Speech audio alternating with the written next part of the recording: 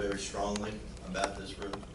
I think this rule is right in line with ensuring that people who step up, people who do speak, are not punished for doing that. Or it's like Cavalier.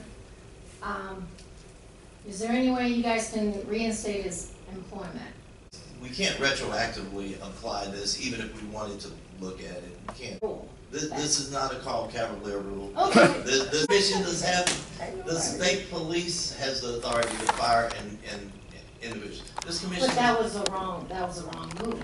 If it had come to us and on an appeal, we could have made a decision that that was a wrong rule, but it didn't get to us on it. It got settled in federal court.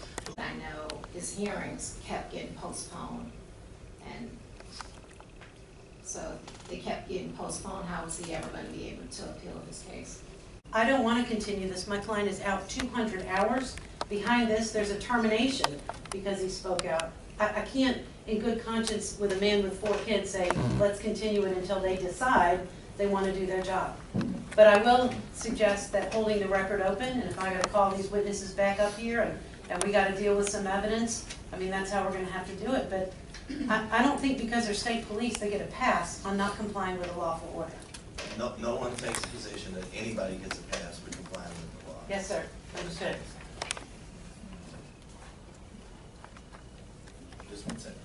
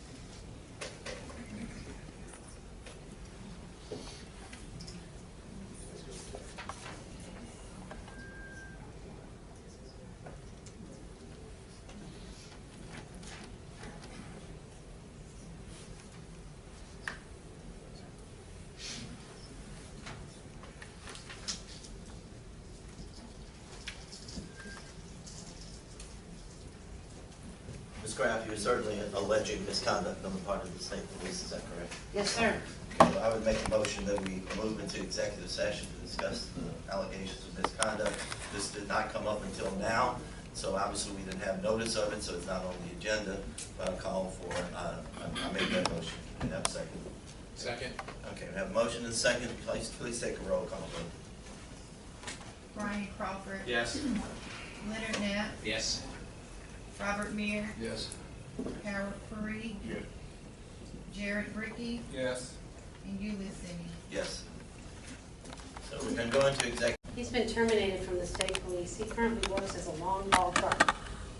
For him to have appeared at the April 14th date with the full expectation that the witnesses would appear and we would have handled this matter meant that he canceled loads, and not just loads for that week, but loads for next week. We're here again today for this hearing, in which my client advised me he also had to cancel loads. He has cleared out his load schedule for the 28th of July to come back. Why are we coming back? Because these people didn't appear in the first place. He's not only having to cancel loads to support his family, but he's also got to pay an attorney, although I'm being kind to him. But I mean, come on. He had to prepare for the hearing on April 14th. He's got to be here. He's doing a long-haul trucking job, which is extraordinarily physically taxing. He takes all that time off, cancels loads, comes here, and they don't bother to show. I would ask that you would consider that. I understand apologies are wonderful. Apologies have a great purpose, but saying I'm sorry doesn't wipe out what you did.